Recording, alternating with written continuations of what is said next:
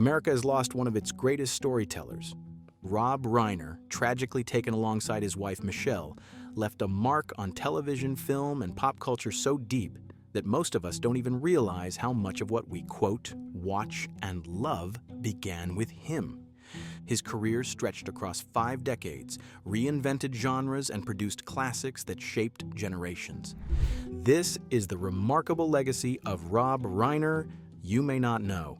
Let's start at the beginning. Robert Norman Reiner was born on March 6, 1947, in the Bronx. But this wasn't just any birth. This was Hollywood royalty being born.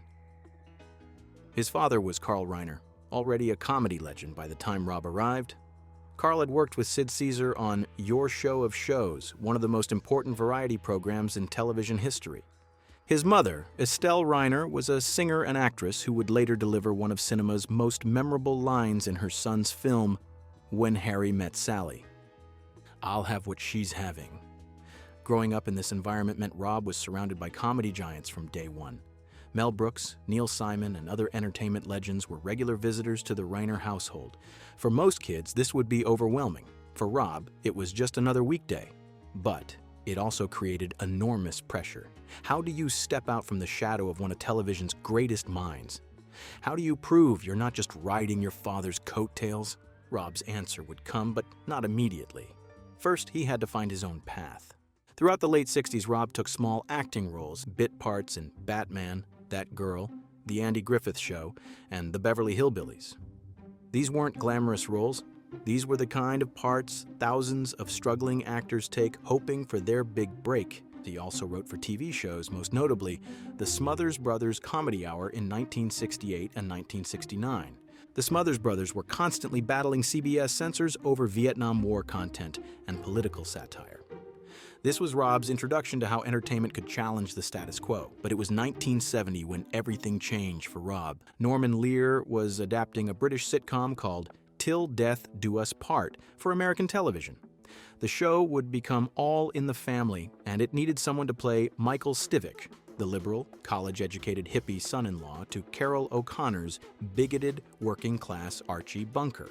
Norman Lear and CBS tested several actors during the early pilots, including Richard Dreyfuss and Harrison Ford, both of whom declined the part after being offered it. When CBS ordered a third pilot in 1970, Reiner auditioned again, and by then Lear felt his acting had matured enough to carry the role. On January 12, 1971, All in the Family premiered. The show was unlike anything America had seen before. It dealt with racism, the Vietnam War, women's liberation, homosexuality, and every other controversial topic you could imagine, and it did it in prime time. At the center of much of the conflict was Rob's character, Michael Meathead Stivic, whose progressive views constantly clashed with Archie's old-school prejudices. The chemistry was electric, the writing was razor-sharp, and America couldn't get enough. All in the Family became the #1 show in America for 5 consecutive years from 1971 to 1975. For half a decade, it was the most watched program in the country. Families gathered around their televisions every week to watch Archie and Meathead argue about the issues tearing America apart. The show made those conversations possible in living rooms across the nation. Rob's performance earned him 2 Emmy Awards in 1974 and 1978, along with 3 additional Emmy nominations and 5 Golden Globe nominations. But there was a catch. The role was so iconic, so permanently attached to him that he struggled with it for the rest of his life.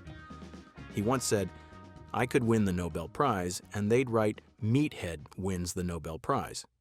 I'll never get past that. He left the show in 1978, appearing in 184 episodes total. The question now, what comes after you've been part of the most successful sitcom in television history?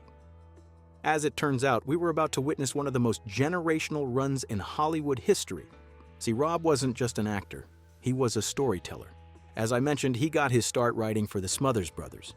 But he continued to write while starring in All in the Family, even co-writing the pilot for Happy Days during this time. He understood how everything worked, the writing, the acting, and so naturally the next step was directing. Between 1984 and 1995, Rob Reiner directed some of the most diverse and successful films in modern cinema.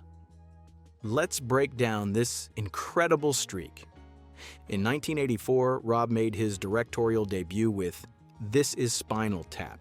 The film followed a fictional British heavy metal band on tour, shot in documentary style with largely improvised dialogue. The concept was simple. What if you made a serious documentary about the stupidest band in rock history? It was brilliant. The film starred Christopher Guest, Michael McKean, and Harry Shearer, with Rob playing the earnest documentarian Marty DeBurgi. Everything about it felt real. The backstage drama, the creative tensions, the declining popularity, the disastrous stage productions. Many musicians who saw it thought Spinal Tap was a real band. The mockumentary format that seems so common now? Rob essentially invented it for feature films. The movie didn't set the box office on fire initially, but it became one of the most influential comedies ever made. Its impact can be seen in everything from The Office to Best in Show to countless other mockumentaries that followed. The film gave us phrases like, "turn it up to 11," and "there's a fine line between stupid and clever" that became part of the cultural lexicon. But here's what's remarkable. Rob could have been typecast as a comedy director. Instead, he did something almost no one does successfully. He became a chameleon.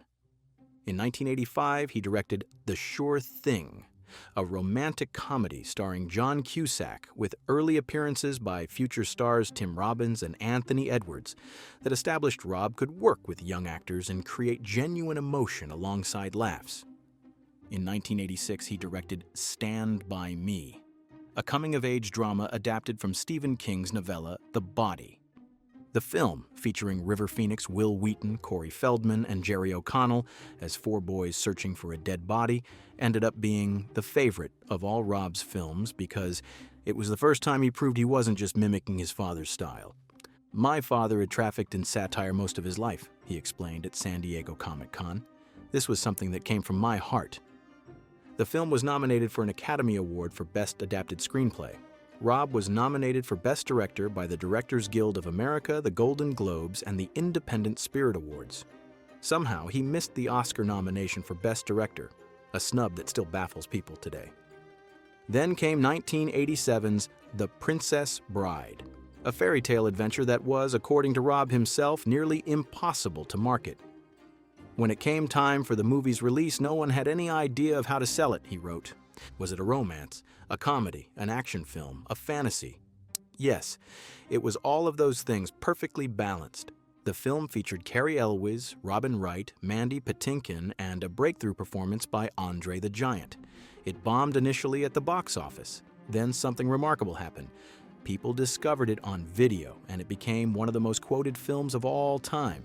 And then in 1989, he directed the movie that changed romantic comedies forever, When Harry Met Sally. The film, written by Nora Ephron and starring Billy Crystal and Meg Ryan, asked a simple question: can men and women be friends without sex getting in the way? The answer provided over 90 minutes of witty dialogue, genuine emotion, and one of the most famous scenes in film history. I think you know which one I'm talking about. But here's what makes this film truly special. Rob met his future wife, Michelle Singer, during production. She was working as a photographer on set.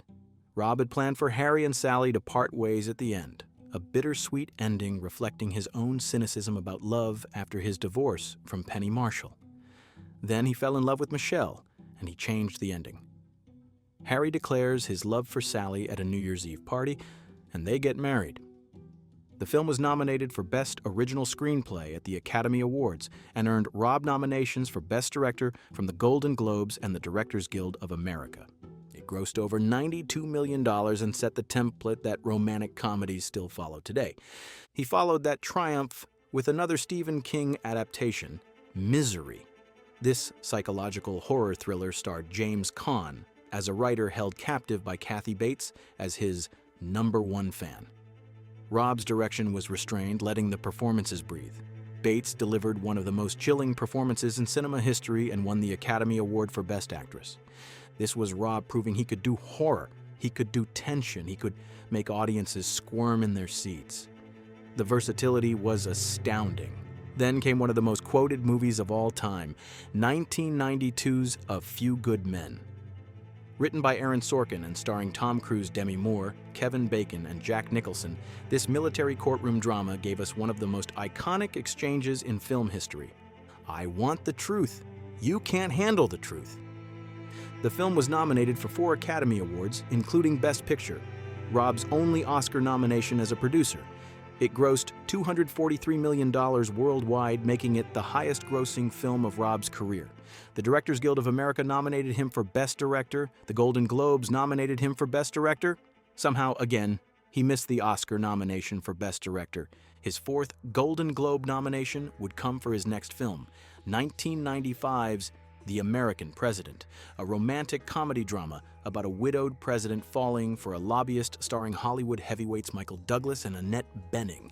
Think about what Rob accomplished in those 11 years. A mockumentary that invented a genre, a coming-of-age drama that's considered one of the best of all time, a fantasy adventure that became a cultural touchstone, a romantic comedy that redefined the genre, a horror thriller that won an Oscar for its lead actress, a courtroom drama that became one of the most quoted films ever made, and a political romance that showed he could handle sophisticated adult relationships. 7 films, 7 different genres, 7 classics, a legendary run. Now, the late 1990s and 2000s brought some disappointments. North, in 1994, was critically panned. The story of Us, Alex and Emma, and Rumor Has It didn't capture the magic of his earlier romantic comedies.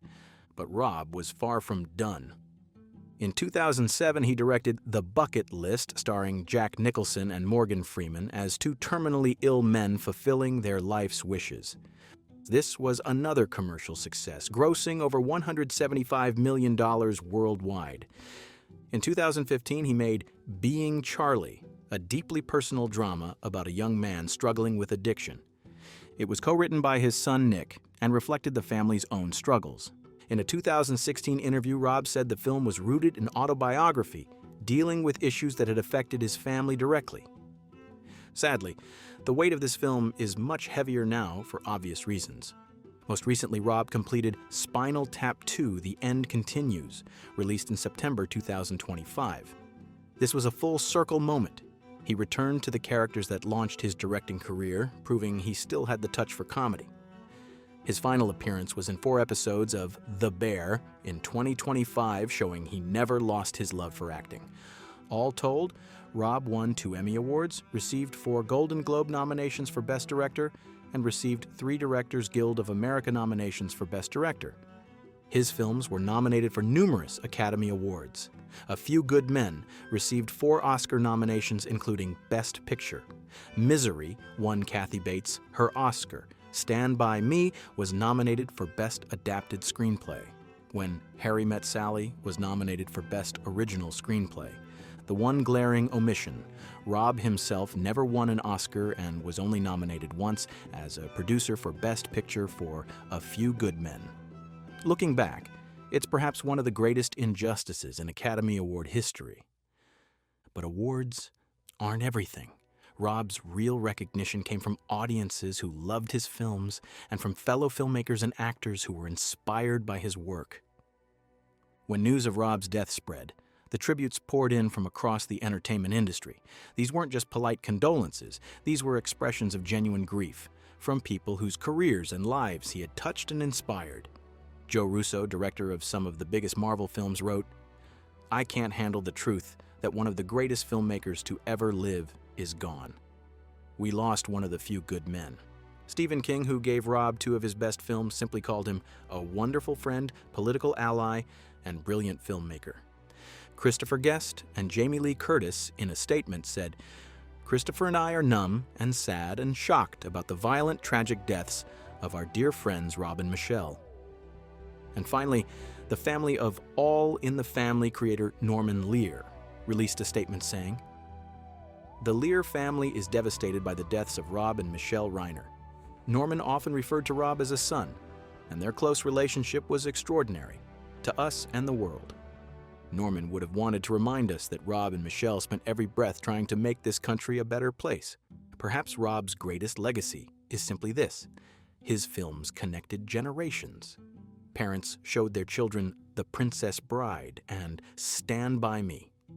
College students discovered When Harry Met Sally and learned what real romantic comedy looked like. Comedians studied This Is Spinal Tap like it was a masterclass. Film students analyzed A Few Good Men to understand how to build courtroom tension. But more than that, Rob proved something essential about filmmaking. You can be versatile without losing your voice. You can work in comedy and drama and horror and romance and do them all brilliantly.